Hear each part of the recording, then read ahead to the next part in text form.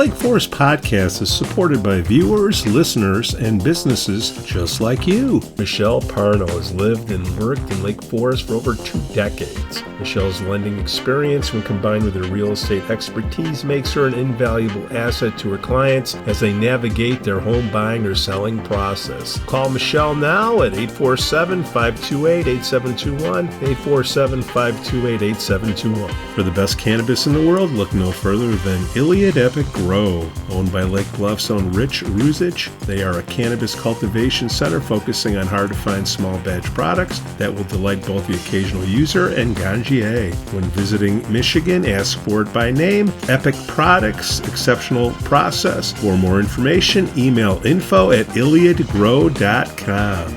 Laracy & Company CPAs, founded in 2010 by Lake Forest's own Brian Laracy, specializes in tax preparation and bookkeeping services. Earning the People Love Us on Yelp award, their process is straightforward. Just upload, review, and file. For a free quote, visit LaracyCPA.com now. That's LARISEYCPA.com. I'm excited to share with you something special from our Lake Forest community, the Aesthetic Lounge Med Spa, located at 775 North Bank Lane in Lake Forest near Wisconsin Avenue. This just isn't any spa. They offer an amazing blend of traditional spa services plus the added benefit of medical procedures and treatments. In a relaxing and luxurious spa environment, you can enjoy a range of cosmetic and aesthetic treatments. These are all performed under the supervision of top medical professionals. The Aesthetic Lounge Med Spa provides skin care, facial rejuvenation, body contouring, laser hair removal, Botox, dermal fillers, chemical peels, and much more. What's great is that each treatment is tailored not just to enhance your appearance, but also to address specific skin concerns and to promote overall well-being. So if you're looking to pamper yourself and take your beauty routine to the next level, give the Aesthetic Lounge Med Spa a call at 224-768-8028 or visit them at their location on North Bank Lane. It's an experience your skin will thank you for. We'd also like to say we're thankful for our Patreon supporters, Otto, John C., Helen, Herrick, and J.M. What up, brother? Good morning. Morning or good morning? Oh. Jim Carris. Yeah. Talked to him the other day. Saw him at an event. He's looking forward to coming on. Looking forward to hearing from him. Got my Scouts mug today. I haven't been following. I plead ignorance. Something about Cherokee School. I think we're going to get Montgomery and... Well, they have an opening now on the District 67 school board because... yeah. Alice Levert is now Alderman Alice Levert. So congratulations, Alderman Levert. Yes. I met her the other night at the council swearing in. Looking forward to... I'm one of her constituents in the 3rd Ward, so... Of course you are. Jim Preschalck with a C. He's got an A in my book. That was one heck of a speech. Like tens of thousands of volunteers before us, we've been able to serve in partnership with our amazing city staff and to do our small part to keep Lake Forest special because of the unique caucus-based local governance model we've had in place for the last 90 years. Take a look around. If you love the historic character of Lake Forest, the beautiful open spaces, our historic downtown and neighborhoods, our lakefronts and parks, our great schools, our safe streets, and relatively low taxes, they're in a large part a product of countless hours of volunteer work from qualified, civic-minded volunteers that our caucus committee has actively recruited, vetted, and selected to serve the city that we all love. The caucus value proposition is compelling. Easier recruitment of high-caliber volunteers with no personal agendas leads to better decisions. Better decisions lead to better outcomes, which leads to a better quality of life for all of us now and in the future. This pattern has repeated itself for generations and given us the town and the city of Lake Forest that we all love today. It's so easy to take our caucus-based model for granted because it works so well and we are all so busy. But imagine a world without the caucus committee doing all this hard work. The number of volunteers involved in our local government would drop dramatically. So would the number of our local boards and commissions. Power, as a result, and so would be consolidated in the city council. A fractious two-party system would take hold, and more agenda-driven people, politically motivated, or with access to money, would actually be the only ones to run campaigns and serve as elected officials. And based on our staggered aldermanic races, every year would be an election year. Boy, does that sound fun.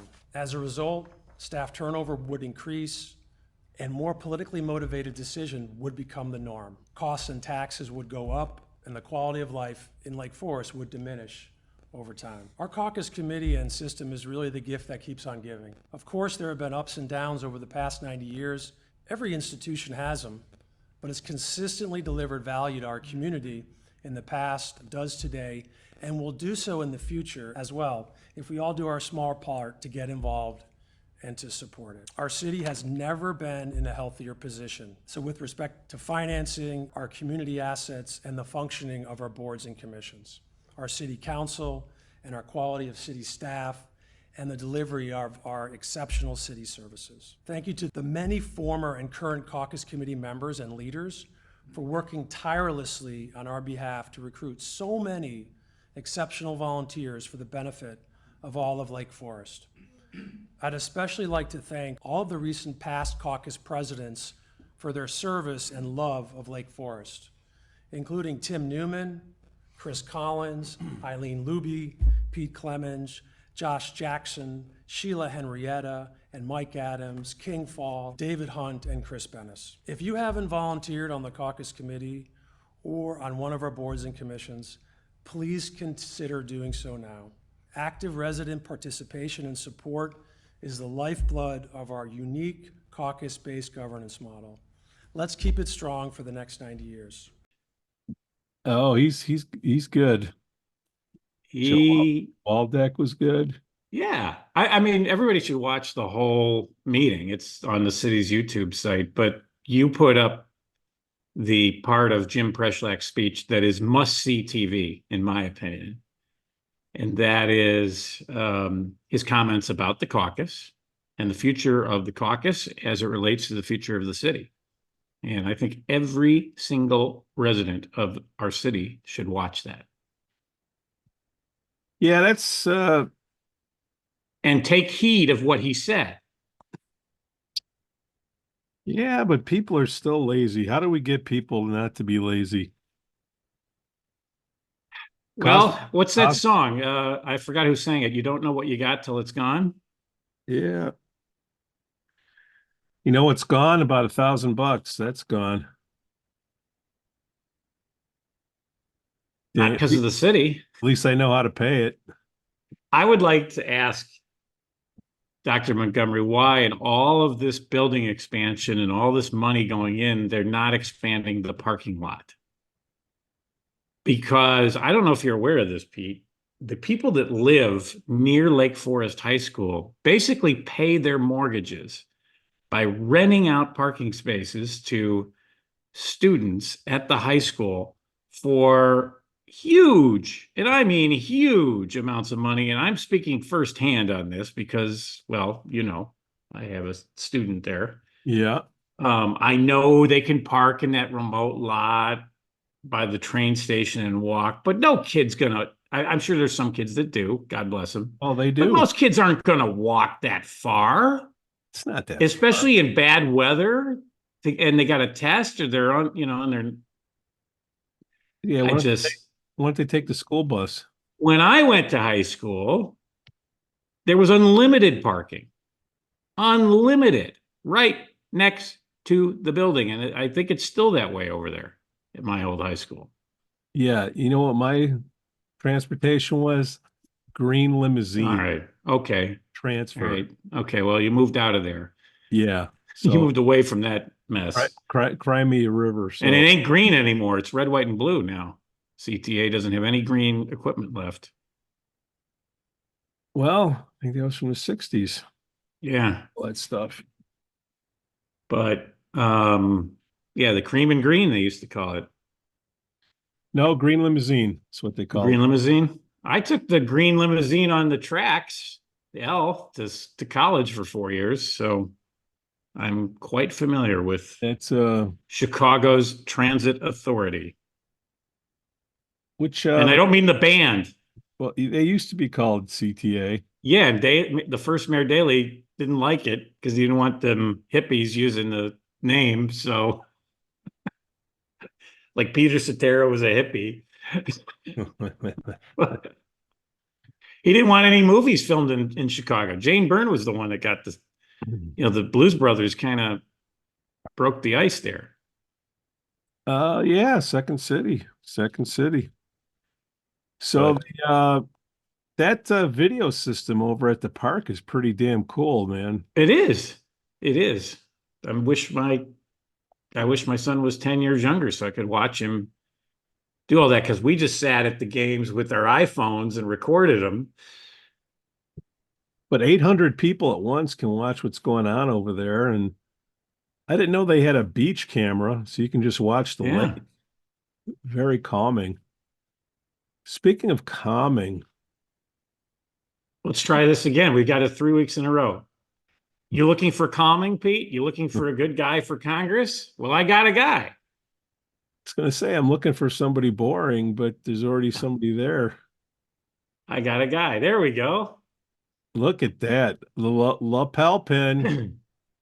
Is that like a cattle Hey prod? guys, how are you? Jim Carris, good morning. Good morning. How are you doing?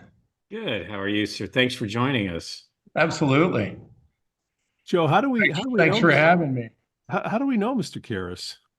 Well, you should get to know Mr. Carris if you don't. Mr. Carris is running for Congress. Here in the 10th Congressional District. We had Congressman Brad Schneider on a couple weeks ago, who's the Democratic nominee. Jim is the Republican nominee and is a resident of Lake Forest, formerly on the Planning Commission. Jim, why don't you give us your background and then tell us why you're running for Congress? Well, that sounds great, Joe. Thank you. Pete, nice to finally meet you. You're running quite a podcast here, and I appreciate the opportunity to speak with you both. I tell you what, a year and a half ago or so, I would have never thought I'd be in this position. I was a happy businessman with 3 growing kids, and I'd been politically active on the periphery. I'd thrown some fundraisers for people at different points, both on the Democrat side and the Republican side. I grew up in the Stevenson School District. When I was younger, I grew up in the city of Chicago in the Lincoln Square area. Being a Greek immigrant, that's where all the Greek immigrants settled. So my dad, when he came over at 20 years old. He was somebody from his village, a relative of a relative is how it worked in those days, from his village, had a restaurant in the city of Chicago. And so he came over and bussed tables and washed dishes and things of that nature.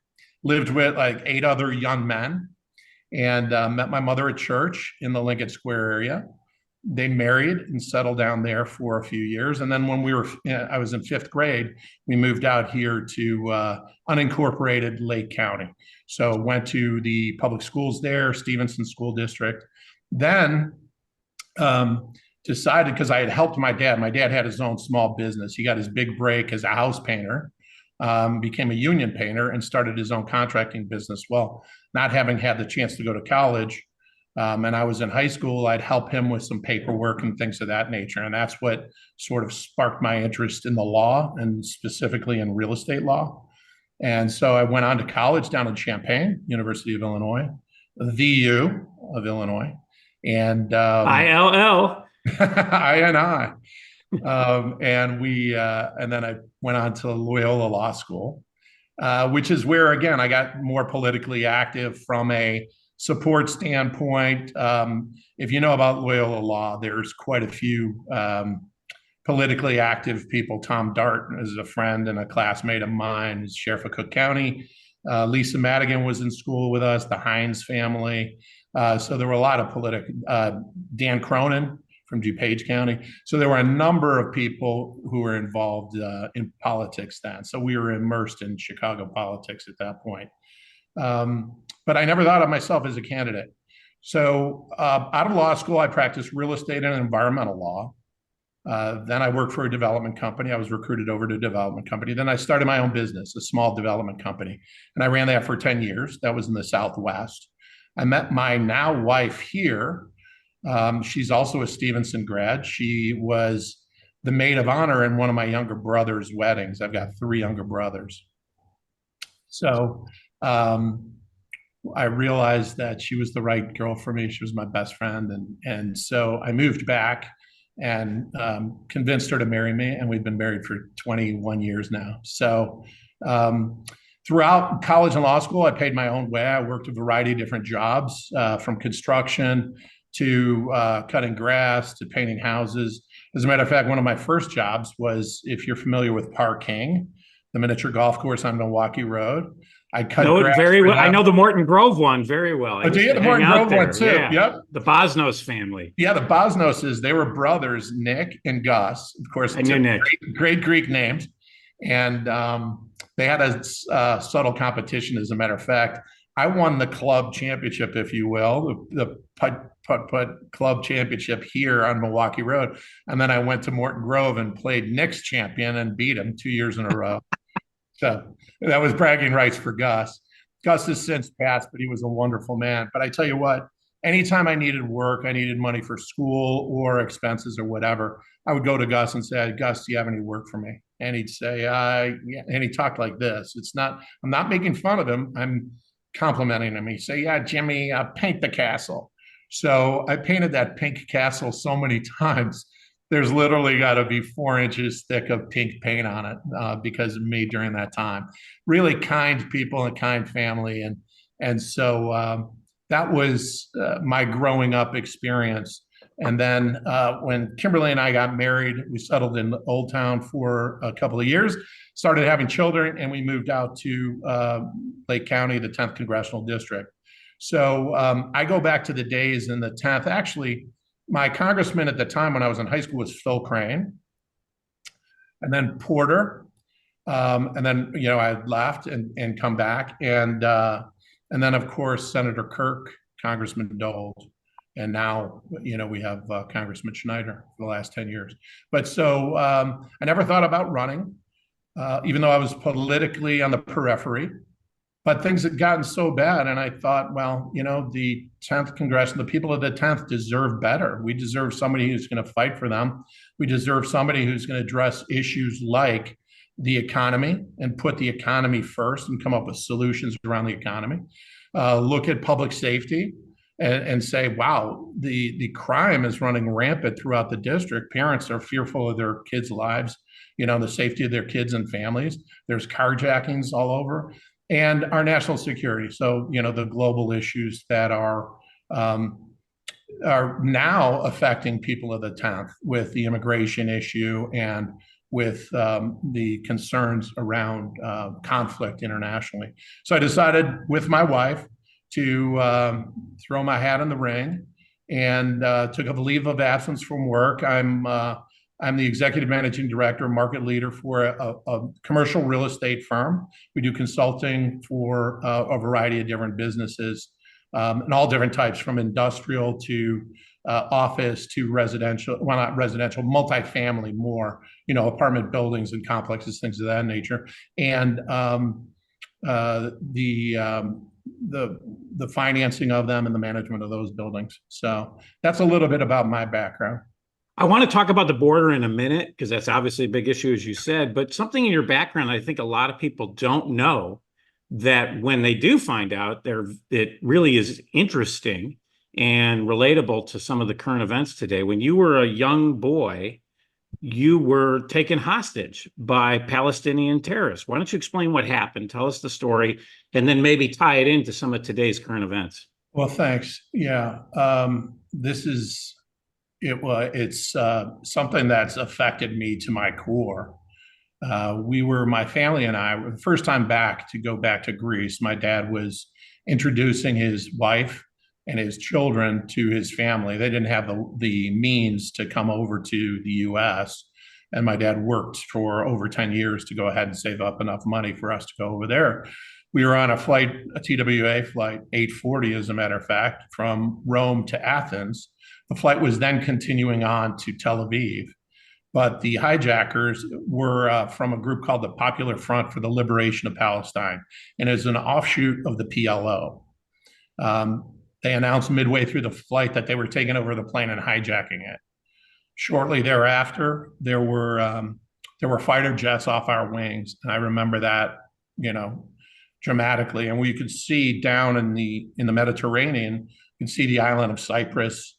You could see as we were approaching land, and apparently we were coming over Israel. And the concern of everybody was that the fighter jets were going to do something, that there was potentially us crashing the plane on a citizen population or something. So we were concerned that we were going to be, shot down at that point. We ended up landing on an isolated airstrip outside of Damascus, Syria, and evacuated the plane by the inflatable chutes. We were running through the desert, and we heard shooting behind us, and the front of the plane had blown up. So at that point, we were corralled near these Quonset huts, these metal corrugated huts. They didn't go all the way down to the dirt, and separated the men from the women. So at that point, I'm like, okay, wow. Even as a young man, a young boy, I thought, and I saw the fear and my parents' faces pale with fear, and I knew at that point that it's really serious. So they're guarding us with guns. They interrogated my father. I was brought with my father. My other siblings went with my mother. I went with my dad so he wouldn't be alone. And then they corralled us and took us into central Damascus, and we were there for a day and a half when they released us. But I guess the point of this for me is I remember the fear. I remember the just the overwhelming fear of death, frankly. And we were only there for a day and a half. And so when October 7th, it hit, and the tragedy of that, it just really hit me to my core. And then to come to find that there were hostages taken after that, hostages who still over 100, 130 or so innocent civilians, some of which are American citizens, are still in captivity over a year, over 7 months since that date. And I can't imagine, compared to what we went through, which was a day and a half, which shocked our family, shocked our lives. It's still etched in my memory many years later. I can't imagine what the humiliation and what these people are going through. And so since that occurred, I've been very direct in demands for the release of those hostages. I think first and foremost, we need those hostages to be released before we were going to talk or encourage the Israeli government to go into a ceasefire. I think the Biden government and our Congress has failed those hostages, and I think they failed Israel, and I think they've failed the American population and the population of the 10th. By the way, the 10th Congressional District has about 12% Jewish families. And so it dramatically affects people here as well, what's going on over there, the fear, the anti-Semitic behaviors that's going on campuses around the country. I've heard stories about girls who in college who live in Jewish sororities. They're fearful to sleep in their sororities. So it's affecting people in this district as well. And I'm calling on the Biden administration and our members of Congress to push for the release of those hostages. And then let's talk ceasefire. But not, as you just said, not a ceasefire in exchange, because that would be rewarding bad behavior, right? No. It would be then talk about ceasefire. Okay. Yeah. Potentially. And I'm not saying, I'm not encouraging a ceasefire or not. I'm just saying what I think many people in the current congressman has issued a letter, encouraging the Biden administration to encourage the Israelis into a ceasefire and then talk about releasing hostages. My perspective on it is, we've got to, it's a non-starter. We've got to release the hostages first. Those are innocent civilians. And the humiliation they've been under since they were taken is just unbelievable, unimaginable. Jim, first of all, Takanis. Καλά, ευχαριστώ και εσύ, τι κάνετε? Got to make the left. Got to make the left eye. Πολλά λεφτά. Yeah. It's all Greek to me, guys. Well, so you work for a Greek. I work for a Greek. I've been down Halstead Street. I don't know how many times buying lamb for all the christenings. So I get it. You guys all think you can cook. Well, they cook pretty damn well, as far as I'm concerned. Okay, Pete, I take that as a challenge. I'm having you over for some retsina and some lamb. Okay. Ooh. I make a mean baklava as well. Ooh. Spanakopita. So, yep. So now Joe wears the lapel pin like you do. You know, I just wear my thinking cap. And we recently had Brad Schneider on, Congressman Schneider on. I know the Dold family, so I know those guys. They wear lapel pins too. And it's like, seriously, we'll get you a lapel pin, Pete. I don't want you to feel left out. We'll get you one. No, I like being left out. I'm just trying. I'm the guy. Like, this is a virtual public house. We're going to a bar. We're sitting down. You know, we're talking, and people want next time we have to do it in person. All right, we'll have a little Lantern or Duffers, one of those fine establishments here in town. Yeah. We'll have a little sambuca, 3 coffee beans, and we'll get to know each other. But I'm trying to get what's going on here because, you know, I've had different. We had Severino. I know Joe hates when I say his name, but I don't know. In the early days. In the early days of the podcast, he was the guy that went up, and you know, I got to know the guy, and then I'm like, wait a minute, he doesn't have everything that he says that he has, so I'm kind of like disgruntled on this political process. I'm disgruntled that being a Republican in the 10th district, with it being reconfigured, I'm under the impression that even if you make headway, something's going to happen at the next census, and then, you know, they're going to redraw the districts. We don't have any power over this stuff. Put on top of it, we talked to Congressman Schneider, and he seems, my impression, he's a conservative Democrat. So you could have somebody worse in the position. How the issue that I see with being a Republican in the 10th district is the Republicans are lazy, won't get off their ass and vote. How can you make them come up and do that? Do we need to have more home break-ins, or what? How are we going to get more people to care? Well, I hope not. I hope there aren't more home break-ins, that's for sure. What I think you're seeing now, there's a lot of people coming off the bench like myself. You know, I took a leave of absence. This is costing me a lot of money in forbearance of income. You're seeing Mary Collett, state's attorney, Ben Grum running for county board. You're seeing a variety of others that are coming off the bench.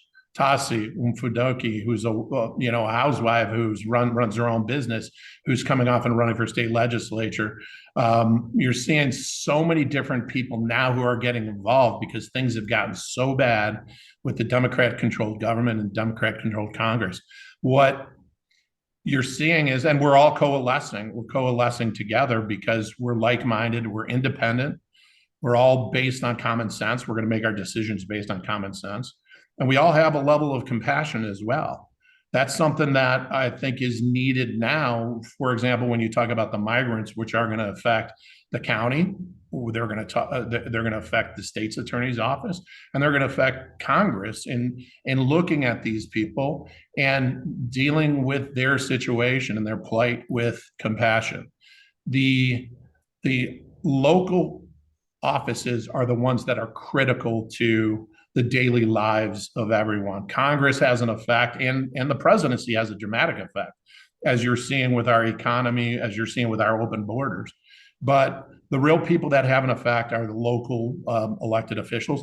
And I think we've got a good slate of people who've never run before. So it's a new Republican Party. To your point about the census takes place every 10 years. We just redistricted. It's a much more conservative district. It goes down to Wilmette and Winnetka. Kenilworth is included now, but it also goes west along the Wisconsin border to Hebron, and that's conservative. That whole area is conservative. I think we are in a district that's very independent, and it has been for years since Porter, Dole, or Kirk and Dole have run. You can even go back to Donald Rumsfeld back in the day. Donald Rumsfeld, exactly. So, and I will tell you this: I don't know Congressman Schneider. I've never met him. People tell me he's a nice enough guy. I'm not going to besmirch him or besmirch his character, because that's not how I operate. That's not why I'm in this. I'm in this to get away from the vitriol. I'm in this to get away from the polarization, to talk issues. We may disagree, and I think we're going to disagree on a lot of issues. First of all, I believe in term limits. I think if you haven't done a job after 10 years, if you're still talking about we need to, or we should, or we have to, after 10 years, you should probably step aside and self-select out. Congress isn't going to vote themselves to term limits, but I believe we should, and I make the commitment, 5 terms at the maximum will I serve. I'm hoping that at the next cycle, which is the census in 10 years, we just did the census and got the new map. In the next 10 years, I'll be helping the government get squared away again and hand it off to someone new and someone fresh and someone with different ideas who will feel compelled to get involved, to feel compelled, like I do, to do their patriotic duty.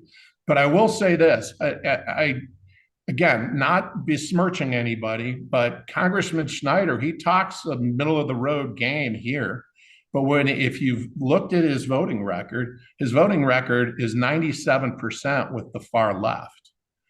He has voted the last 2 years 100% with Nancy Pelosi. So he talks as if we were reasonable, we're this, we're that. He's voted against our first responders. He's voted against a variety of different elements of when we talk about not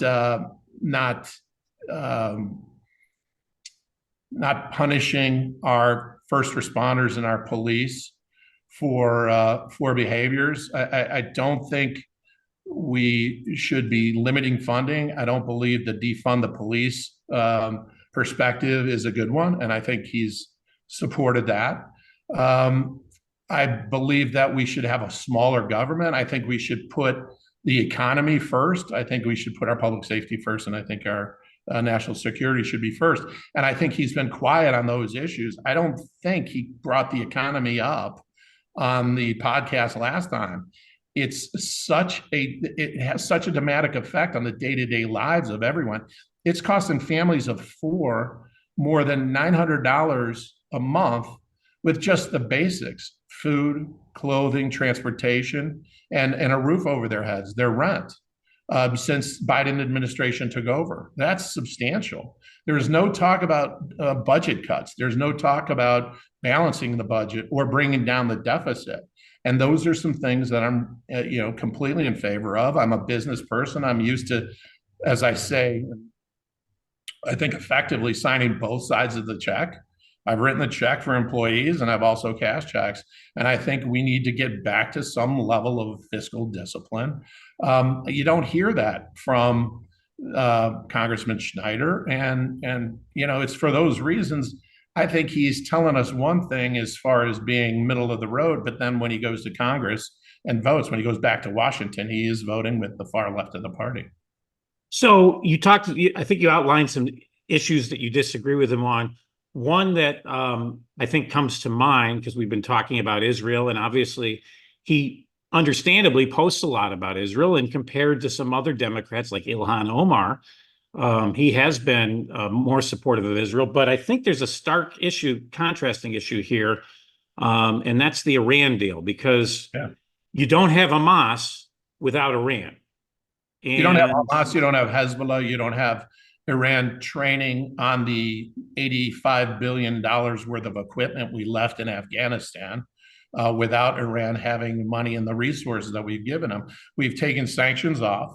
We're allowing them to sell their oil internationally. And we've also sent them billions of dollars. Yeah, and I think if this is where you're going, Joe, I didn't mean to interrupt, but No, you're the guest. I think I think he's been too silent on that, and to me, silence is acquiescence. We should be going to Congress and we should be banging on the table saying this is why we're having so many problems internationally in that region, and our ally is being backed into our corner partly because we've been allowing the funding of these rogue countries and these rogue organizations as proxies for their beliefs. They want the elimination of Israel is what they want. And to allow them the additional funding to send plane loads of cash over is, I think, a betrayal of our allies and a betrayal of the American people. Because as I said to the congressman a couple of weeks ago, if you go back and watch the debates between him and Bob Dole, they were civil. And I think and he has said he would debate you. So we're looking forward to seeing that. And if no other organization will host the debate, we'll host it here on the podcast. That sounds great. But I have a feeling that some other organization is going to host it, but that's fine. I'm new at this, so I don't know. Iran he kind of did a dance on Iran, and that is he initially opposed the deal, but then when President Obama signed it back in, I think it was 2015, he fell in line because I think he was scared to take on President Barack Obama, and supported it and has stayed with that position since then under the guise of the U.S. needs to keep its commitments. But I mean, I look at the Iran deal as the worst deal signed since Neville Chamberlain signed that appeasement with Nazi Germany. I mean, it's just in my opinion, a horrible thing, and maybe we should break that agreement. And it sounds like that's an issue you and him disagree on. Well, I haven't heard him talk about it in detail, which I think is pretty dramatic considering what's going on. I've been a constituent of his for his whole term, and I've not heard him come out against it. And again, a reminder that we are in a really prominent, intelligent, independent district of people who demand results. The issues like that, our representatives should be there pounding on the table saying we can't continue to arm people who are trying to hurt us and hurt our allies. And whether it be through sanctions, I believe in peaceful means to these as much as you can, sort of the Ronald Reagan peace through strength mantra. We need to strongly come out against it. But again, silence is acquiescence. And I haven't heard much on him other than, as you say, in the Obama administration supporting it. And then under the current administration, which allowed for the same sanctions to be relieved, he's been quiet on it. And silence is acquiescence. And I want to bring it back to the border, because that is obviously a big component of national security. And you went to the border recently. Tell us about the trip, what you saw, and then let's talk more about the issue, how it affects us here in our community. Well, so part of the reason I decided to go down there is it's critical. Being an immigrant son, I'm all in favor of legal immigration. I think it's the lifeblood. We're all from various countries at one point or another, and we need the employees, we need the labor. We need the diversity. We need the creativity that comes from an immigrant population. But we've seen roughly 35,000 immigrants come in, illegal immigrants, migrants, come into the 10th Congressional District over the last 3 years. I myself have witnessed a bus being dropped off at Highland Park Metro Station where the people were there. They just were being shuttled around. Some people disappeared into the night. Others stayed around and waited for the train to go into the city. But I thought a number of different things about that. I said, wow, we're shuttling these people around without a safety net, if you will, without any way of, we're inviting them with open arms. The government is, the Congress is, and yet we have no way of taking care of them. We have no financial means to take care of them. We have no plan. And I think that's inhumane. That's not compassionate to me. But additionally, when you have people who just dissipate into the population, we don't know who they are or where they're going, that's also a problem. We're seeing a fentanyl problem coming from, we've got 200 people die a day in this country from fentanyl overdose, which is the equivalent of a jumbo jet crashing. Yet we hear nothing about it in the media. Can you imagine a jumbo jet, but an American Airlines or United Airlines jet crashing on a daily basis? If that were the case, there would be an uproar. All of us would be in an uproar. But yet we're silent on the fentanyl problem that's coming over the border. And lastly, there's, and I found this out, I speculated on it, but when I went down to the border a week and a half ago, I found out that about 25% of the people coming over the border are not processed by Border Patrol.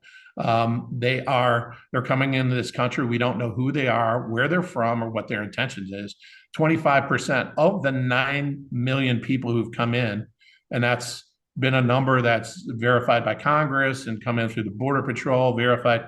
That's more than 2 million people in this country. To get put in perspective, the 10th Congressional District is 750,000 or so people. So it's more than twice the population of the 10th Congressional District that are coming into this country. We don't know who they are, where they're going, or what they're doing.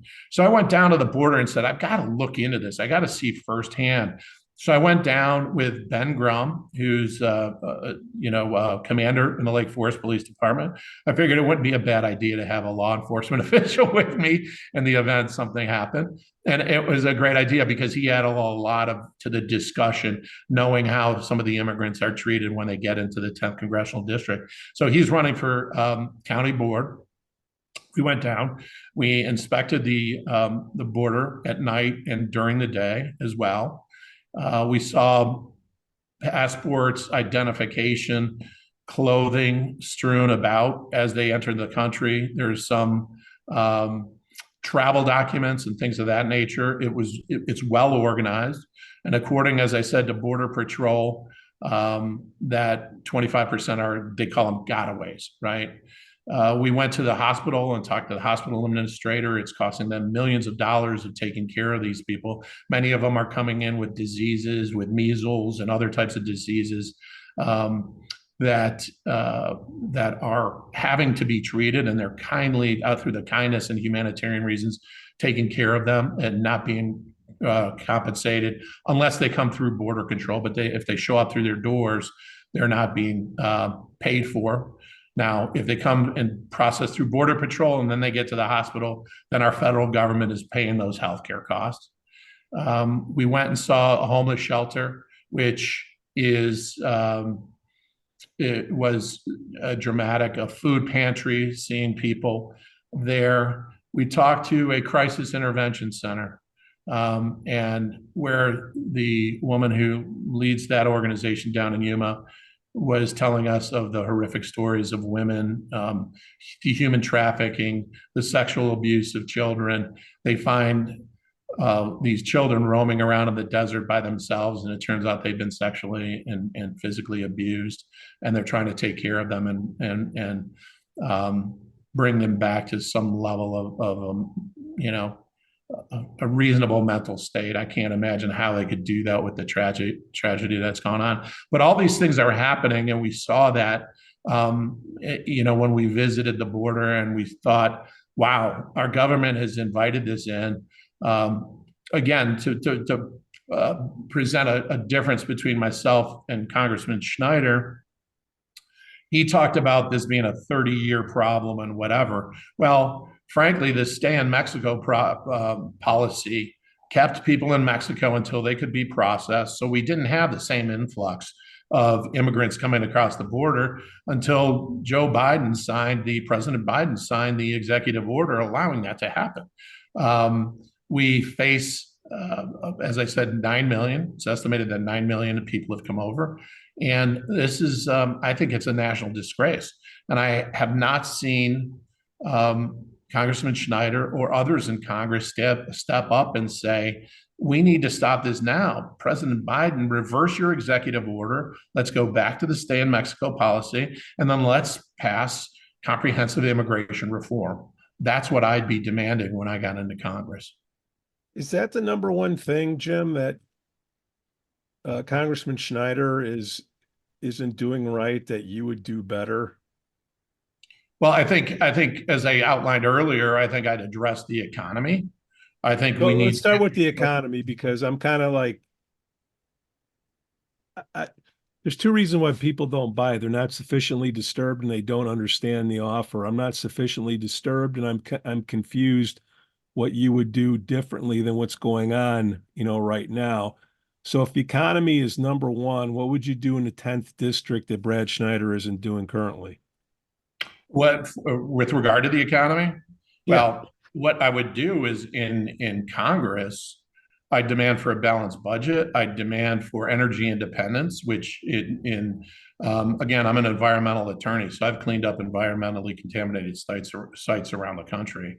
I'd push for cleaner burning fuels. I think we can push for an increased reliance on.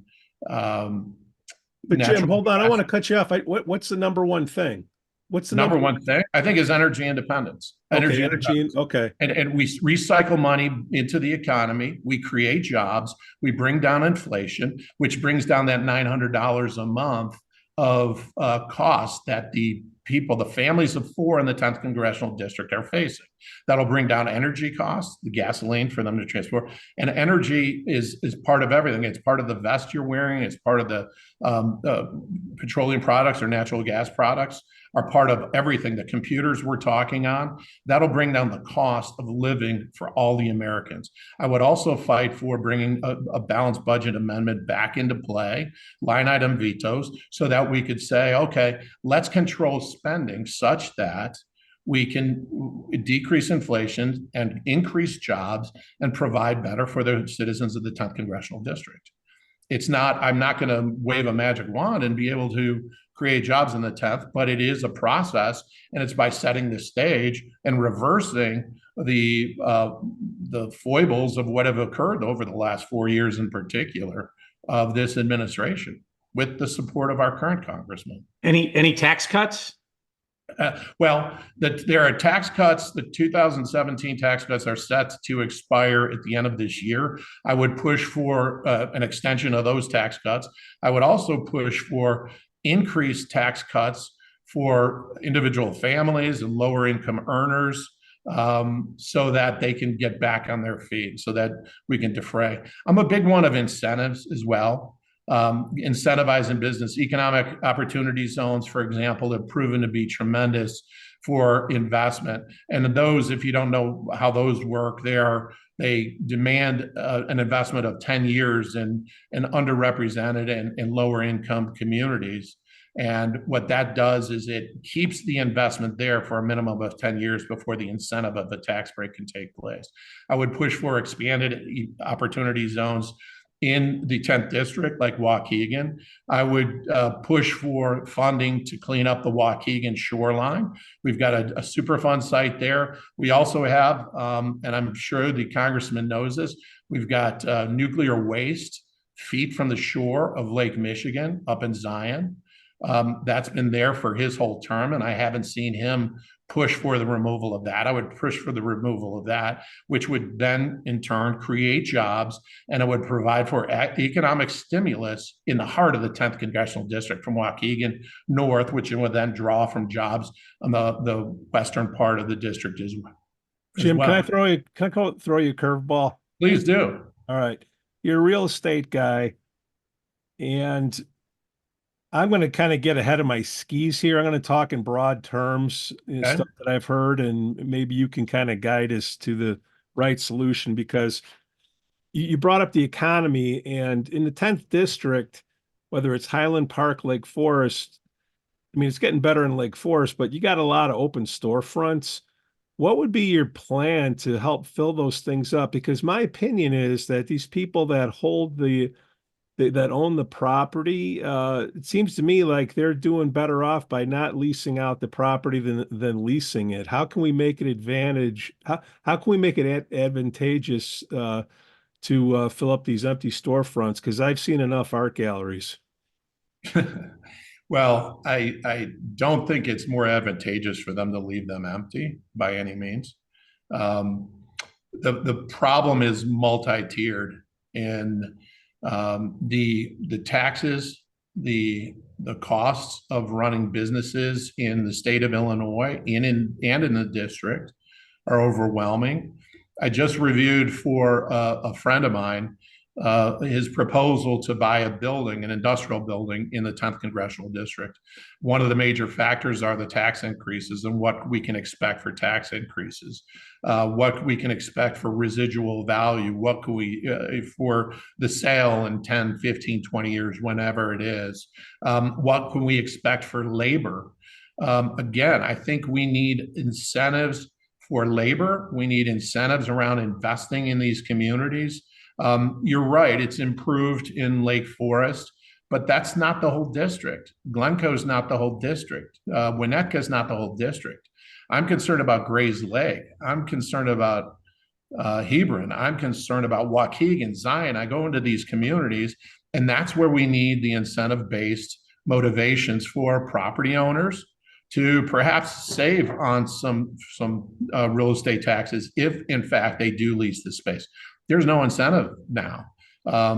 Give business shop owners to the incentive to go ahead and some level of tax breaks to start a new business.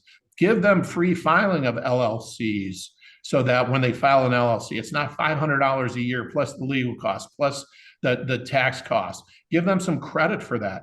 I'm a big believer in incentivizing people to create business. And, I'm a small business guy, and we've got to help them out, because right now to file an LLC, to keep it maintained, it's $450 a year. You've got you can't do your taxes alone. You need bookkeeping. You've got to follow up with lawyers, etc.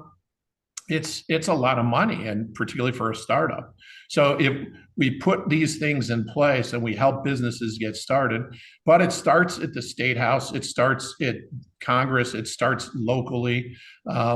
We've got to get a handle on our budgets. First and foremost, we can't just expect that we're going to tax more people, because what happens when we tax more people, I'm sure you've seen it. I'm sure you've had a lot of people, they on the program, they leave the state. Those who can leave do, because it's so cost prohibitive.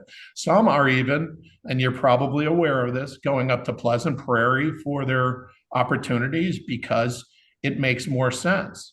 Much of the labor still comes from Illinois, for a period of time, until people realize that the taxes in Wisconsin are less expensive. And then they move up there to where their businesses are relocated. We have the same issue in Gary, Indiana. I bet you don't know that Gary, Indiana is kind of booming right now. And it's booming because their taxes are cheaper. The labor is still from the Chicago metropolitan area, and they go over. And so their residential, their business communities are thriving. And that's a community that's struggled for many years.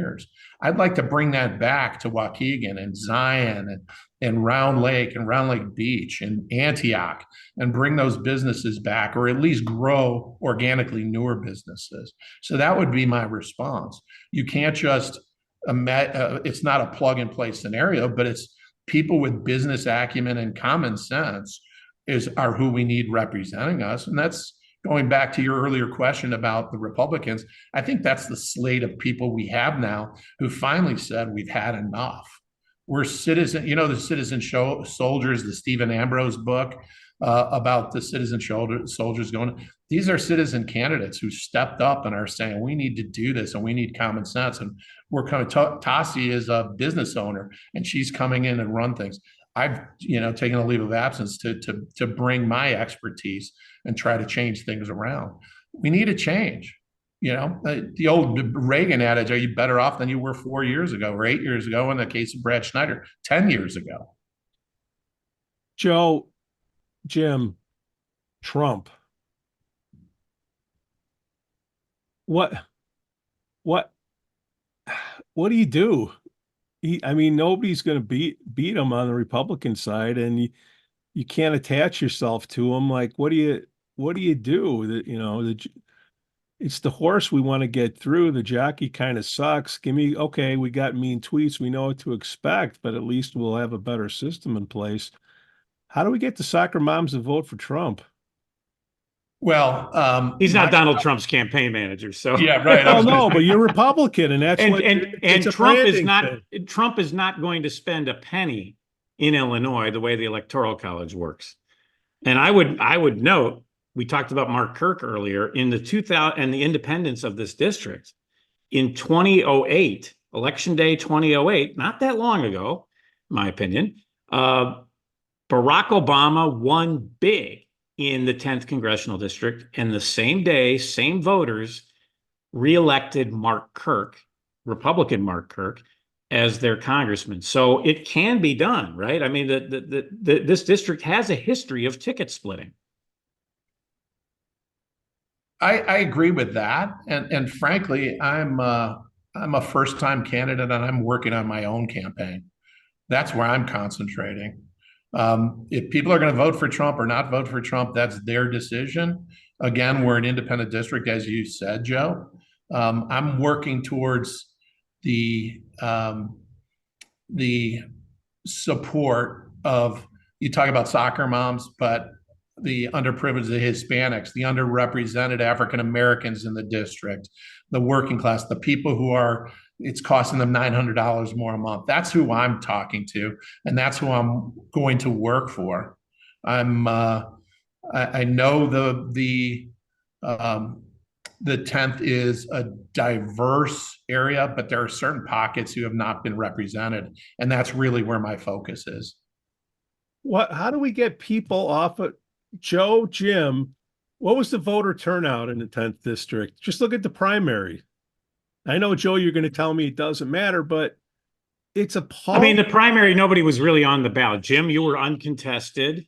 Brad Schneider was uncontested. There was virtually, other than the presidential, which had Trump had pretty much wrapped it up, right? By the time it hit Illinois, there was literally nothing contested on the ballot. And one exception was that Cook County State's Attorney's race, the Democratic primary. And a lot of our Republican friends in Cook County were so fed up with Kim Foxx and her anointed successor, Clayton Harris, that they crossed over into the Democratic primary to vote for Eileen O'Neill Burke. And she won by like 1,000 votes or something. Who's a really good candidate. Yeah, and just like Mary Cole is a really good candidate here in Lake County. But, yep. The 2020 presidential election turnout was through the roof. And I don't know. I mean, look, everyone should vote, right? I mean, if you're a registered voter, why aren't they? Because, like I've said many times, you don't know what you got till it's gone. And I think people were we got 20,000 people in Lake Forest, and in a highly contested election, 4,000 come out. Right? So, and you can't have it both ways. It's, the local government is the most important. Well, they're not coming out. And then you say, well, the national, that doesn't matter because it's about the local, and people are apathetic. They're not coming out. Look, Mary Cole, I hope she wins, okay? Because we gotta get some law and order back. But look at the people that came off for Reinhardt, and look what came off for Mary Cole. Why don't the Republicans care enough? What is holding us back to get off of the couch? And that's why I brought up Trump. Is like Republicans synonymous with Trump. So they're like, well, I need another party. Like, what is the issue? We're just all taking up space right now with words till we can get these people to vote. Well, I agree with you. I completely agree with you. I think, and that's part of the reason why I'm involved, is because the apathy. And frankly, although I voted, I was somewhat apathetic in not getting involved, not being a precinct captain, not getting involved. I'm seeing an energy, though, now that I haven't seen in quite some time. I'm seeing a perspective of voters, and not just with Republican voters, but with independents and soft Democrats, if you will, reasonable Democrats, that are saying we need a change. We can't have this anymore. And it's on those issues of the economy. People really, if you talk about $900 a month for the average family earning, say, $50,000 a year, that hurts. That's a lot of money. And so I think that's motivating. It's a matter of us having good candidates. I think we've got a really great slate of candidates who are getting the word out. We're unified as far as working together, trying to motivate people and pull back the curtain on the problems that exist. But as I said earlier, if we're, well, and you've said it as well, if we don't motivate, we're going to get the same old, same old. And so that's what I'm working so hard to do. That's what Andy Dalkin is working hard to do. All of us, Tassi, as I've mentioned, Ben Grum, we're all working really hard to do that, to change this around. And you talk about people, Republicans or just moderates in Illinois. I talk to people all the time. One of the worst parts of this job is fundraising. And I talk to people all the time, and I can't tell you how many times people have told me, well, they're leaving or they've given up on Illinois and they're just not going to get engaged. And as I talk to them and I say, well, you've got kids here, right, in public schools like I do, or you've got investments here, or your parents, or whatever it is. This is a critical election cycle that we need to pay attention to. And as you start talking to people, they start thinking, yeah, to your earlier point, you say, oh, Brad Schneider seems like a middle of the road guy, until you look at his voting record. I challenge you, Joe or Pete, to look at the voting record and see if what I'm saying is accurate or not. And when you start talking about people about that, they're saying, really? Okay, so that's part of the issue. He's been in there 10 years and he hasn't passed one bill of legislation? Really? He hasn't passed one segregated piece of legislation in 10 years in Congress. So the point is when people start to hear that, they start to get motivated. And I think that's really the reason people want better for their kids and their grandkids and our whole society. Now, Schneider is going to do, I predict, the Congressman Schneider will do what he did when he ran against Bob Dole, and that is when they get together in a debate, they're civil, right, respectful differences. But if you go back and look at the ads, and a lot of the ads still are on YouTube, you can go back and look at them. Brad Schneider and some of the surrogate organizations supporting Brad Schneider ran ads portraying Bob Dole as being ultra right-wing, taking away a woman's right to choose, associated with the Tea Party, all the hard right stuff that you see on cable news channels and stuff. Right. And I bet they're going to try and portray you as that as well. And we talked about the differences you have with Brad Schneider, and I think you've made it very clear that you are not the same guy as Brad Schneider, or there's a uniparty or any of that nonsense that one of our previous guests said. But there are things that I think you're in line with the majority of the residents on the district with social issues, as is Schneider, so that there is no difference between you and him on the social issues that most of this district, the vast majority of this district, are in line with. And it's these economic and national security issues you're talking about, right? Well, I wouldn't say we're the same, but as far as the choice issue, I am pro-choice. I believe I will not interfere with a woman's decisions with her doctor. I trust women to make those decisions. How I would react, or my wife and I would react if our daughters were faced with something maybe different than how you all would react. Pete, how you would react, how you and your wife. I believe that it's left to the woman and her physician to make those decisions. On the gun issue, which is another major social issue, as it should be, I've got kids in school, and you think I don't drop my son or daughter off in school in the morning and just worry, is this the last time I'm gonna say I love you and drop them off? No. And so there's a piece of legislation that's been drafted in Congress, really specifically around, and it's not assault weapons. They're not calling them assault weapons. It's assault type style weapons, That's really interesting. It is to keep those out of the hands of society. We had a assault weapons ban. I'm using that term loosely. Again, please, that's not a defined term, but it's those types of weapons between 94 and 04. And the mass Why the hell shooting, do you need an AK-47? again, so here's where the definition is. Your AK-47 and you abolish AK-47s. Well, then the manufacturers come up and say, well, this is an MP-43 and it's the same weapon, you know? So I don't think you need one. And I think it's dangerous. I think, frankly, we should stop them. And that's where I was going. For a 10-year ban we had, and the mass shootings went down dramatically. So let's have common sense around these issues, and then look at this legislation and refine it such that we keep those hands out of people, and the possibility of them shooting up a school or a church or a 4th of July parade. The other aspect of it is mental health checks, drug use checks. We should enforce our laws. Look at what's happening in Chicago. We've got the most stringent gun laws in the country, and yet we're not enforcing them. And they pull over the police who are not supported in Chicago. Talk to any police. You probably have friends who are policemen and women, and I do as well. And they're demoralized. They're completely demoralized. So give them the teeth to take those weapons away from these people and jail these people who are violating gun laws. That's probably the most dramatic laws we can enforce right now in our country are our gun laws, and they're not being enforced.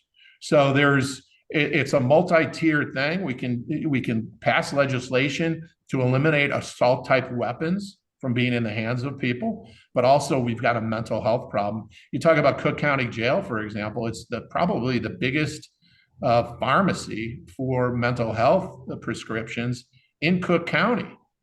And again, we've got the fentanyl problem, we've got a drug problem still, and we're not enforcing the laws. So we have to do these things on multi levels, not just let's just throw one law at it or let's throw funding at it. Like I think a lot of the people on the far left just say, let's throw money at it and they'll solve the problem. We have to be commonsensical about it and be smart.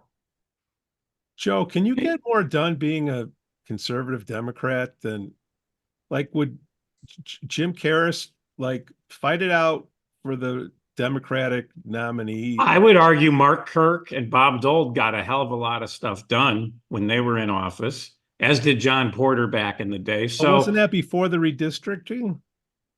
Some of it had to do with redistricting. Yes or no? Yes or no?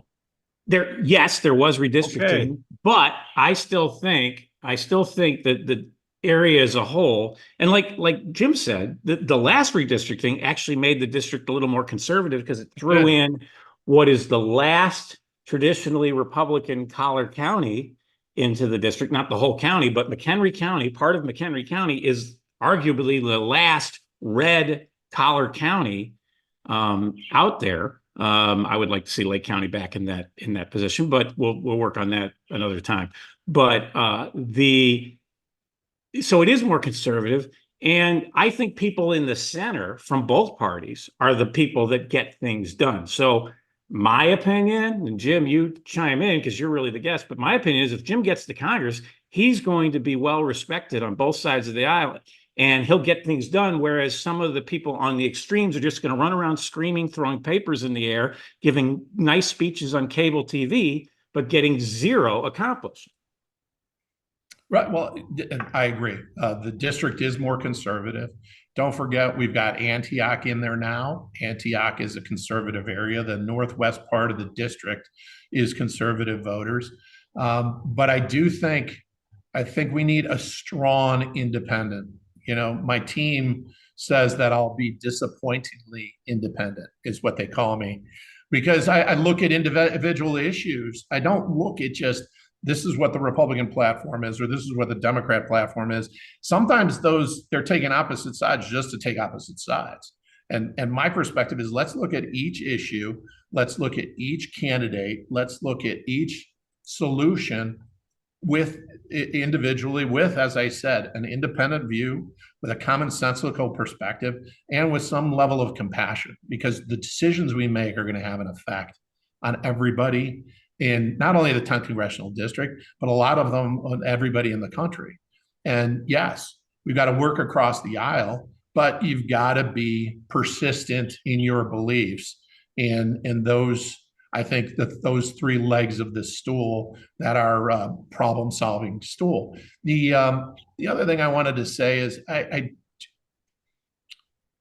get this from people quite a bit. They say, well, how are you going to be, independent? It's all about money now and whatever. And my perspective is I believe that, again, in term limits or self-imposed term limits.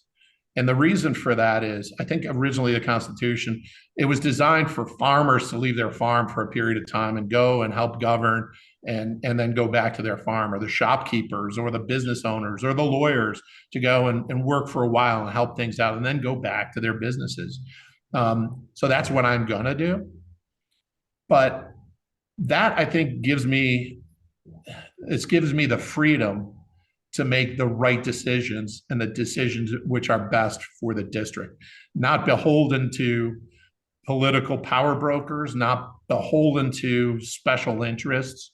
I'm funding, not personally funding. I've donated some money to the campaign, but we're a grassroots organization raising funds, and we're needing more funds. So if you go to carrisforcongress.com and you'd like to donate, please do so.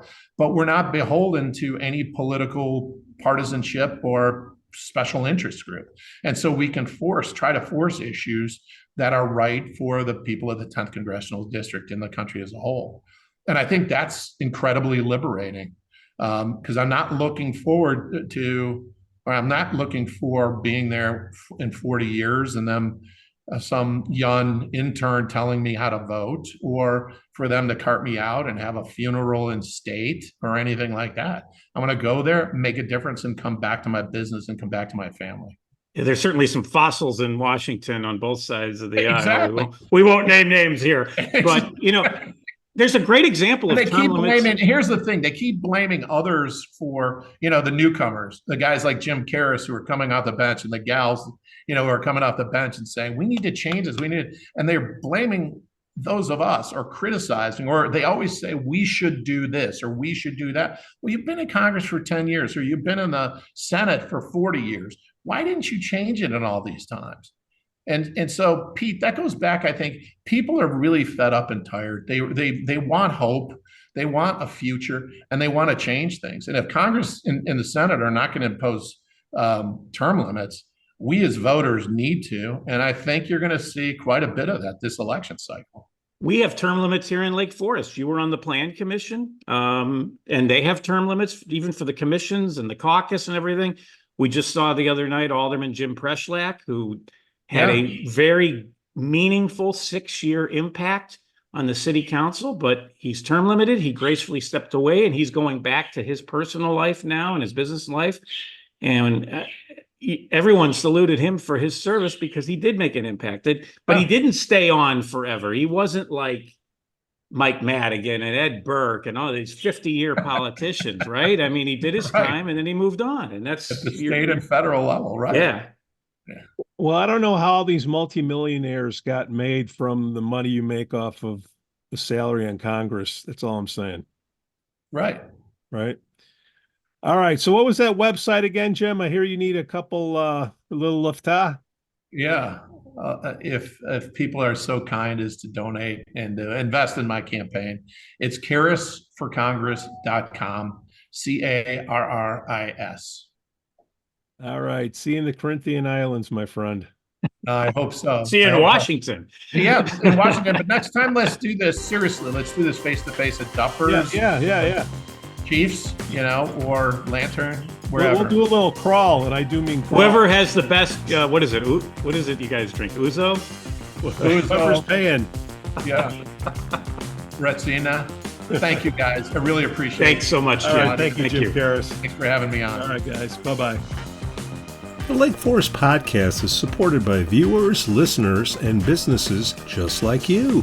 Michelle Parnell has lived and worked in Lake Forest for over 2 decades. Michelle's lending experience, when combined with her real estate expertise, makes her an invaluable asset to her clients as they navigate their home buying or selling process. Call Michelle now at 847-528-8721, 847-528-8721. For the best cannabis in the world, look no further than Iliad Epic Grow. Owned by Lake Bluff's own Rich Ruzich, they are a cannabis cultivation center focusing on hard-to-find small batch products that will delight both the occasional user and ganjier. When visiting Michigan, ask for it by name. Epic Products, exceptional process. For more information, email info@iliadgrow.com.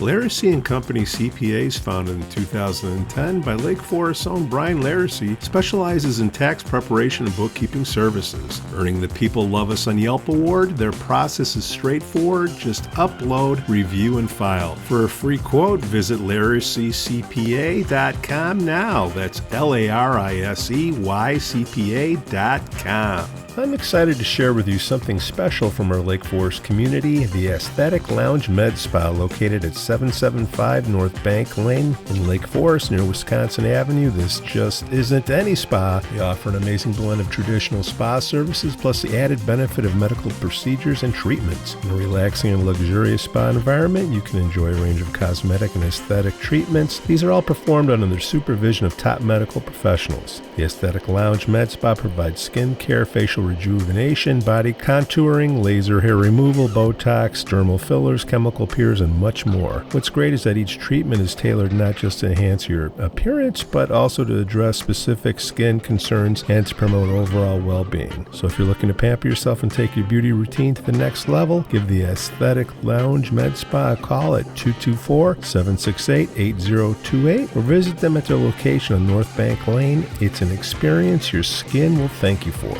We'd also like to say we're thankful for our Patreon supporters, Otto, John C., Helen, Herrick, and J.M.